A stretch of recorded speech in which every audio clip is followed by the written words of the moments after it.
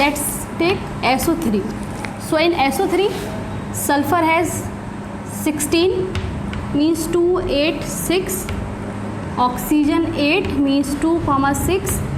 So total valence electron will be 6 plus 3 into 6 equals to 6 3s are 18, 18 and 6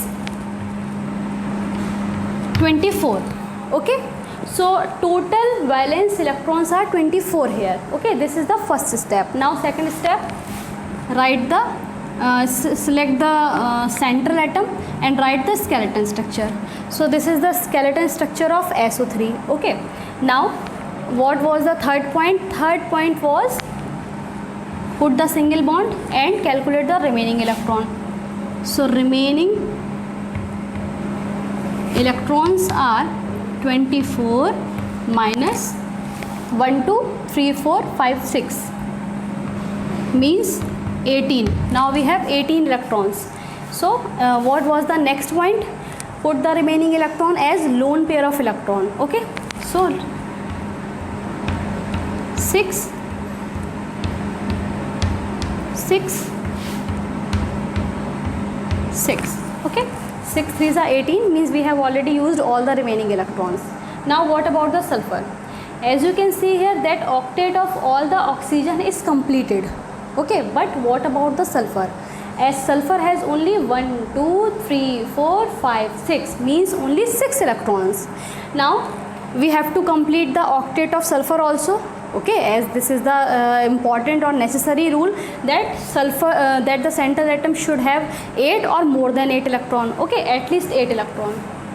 So in order to complete the octet of sulfur, what we will do, we will turn this lone pair of electron which I have removed as this multiple bond, as this double bond. Okay, so in this case you can check that sulfur has 8 electron now. 1 2 3 4 5 6 7 8. Okay, and this oxygen also has 8 electron. 1 2 3 4 5 6 7 8. Okay, so this is the electron dot structure of SO3. Okay, now remember one thing, that we have to mention the compound which has the maximum stability. Okay, we should represent the compound which has the maximum stability. Although this compound is absolutely right according to the sharing of electron, but if we compare the stability of this compound with this compound, so we will find that this compound has more stability than this compound which has only one double bond. Okay, I will tell you why. Because as we know that the compound which has more bonds, definitely it has to lose more energy also. Okay, so in the formation of more bond, it has to lose extra energy, so definitely it will have the more stability. Okay, this fact you can also explain on the basis of formal charge, which I will tell you in the next video. So when you calculate the formal charge for this compound, okay, so and this compound also, so you will find that it has less formal charge than this, and the compound with less formal charge will have the more stability than the compound which have the more. Okay, so this is the reason that this compound is more you can say that more correct than this compound because of the more stability. Okay, so this is the electron dot structure of SO3. Let's take another example.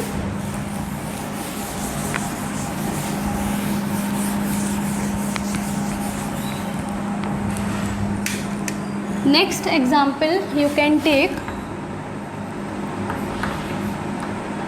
NO2, you can take NO2 negative. Okay, so for nitrogen, total valence electron I will find. Total valence electron will be in NO3 negative, as nitrogen has 7, so 2, 5. plus for oxygen, as oxygen has 8 means 2 comma 6, so 6. Okay, 6 into 2 I have to write because 2 oxygen atoms are present. Okay, now we have to add 1 also because it has 1 negative charge. Now 6 2s are 12, 13, 13 and 5 18. So now we have 18 valence electron available. Okay, now what was the second step? Write the skeleton and select the central atom. So in this we know that nitrogen will be the central atom. Okay, after writing the central atom we have to put the single bond and calculate the remaining electron. So remaining electron will be total valence electron minus used electron. So here used electrons are 1 2 3 4, means we are having 14 electron. Okay, next step was use these electron as lone pair. So 1 2 3 4 5 6 7 8 9 10 11 12 13 14. Okay, now see in this compound that octet of oxygen is completed as 6 7 8. For this oxygen octet is also completed 1 2 3 4 5 6 7 8. Okay, now what about the central atom? In central atom you can see that it has only 6 electron, 1 2 3 4 5 6. Okay, but we have to complete the octet of nitrogen also. So what we will do? We will again turn the multiple bond into turn the lone pair of electron into multiple bond like this. Okay, and we have to put the charge like this.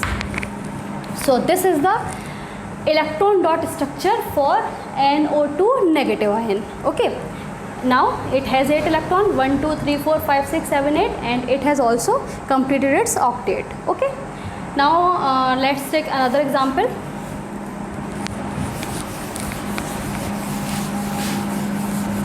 Let's take cation now. Cation we can take NH4 positive we can take. Okay, so for nitrogen total valence electron I will calculate. For nitrogen we know 5 plus hydrogen we know that 4 into 1. Now in this case as positive charge is present, so we have to subtract 1. Now we will get 5 plus 4 minus 1 means we have 8 electrons now. So for after getting these electrons, nitrogen, hydrogen, hydrogen, hydrogen, hydrogen, hydrogen, hydrogen and hydrogen. This is the skeleton for NH4. Now we have to put single bond as we know. Now we have to calculate remaining electrons. So remaining electrons equals to total electrons minus used. We have already used 8. 1 2 3 4 5 6 7 8. Okay, means no electron is left. So this is the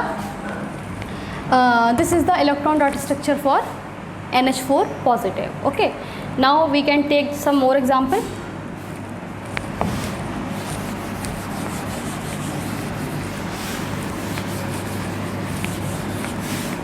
Cation we can take, let's take H3O positive. Okay, so for H3O total valence electron will be 3 into 1 plus 6 minus 1, right? Means 8 again. So 8 electrons.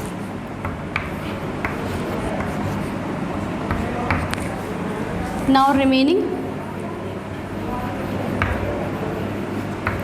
we have already used 6.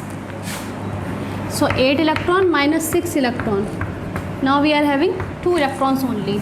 So these 2 electrons we have to put on oxygen. As we know that hydrogen can have only 2 electrons. Okay, so this is the structure of, this is the electron dot structure of H3O positive. Okay, so positive charge. Okay, so I hope your all doubts are clear now. Thank you.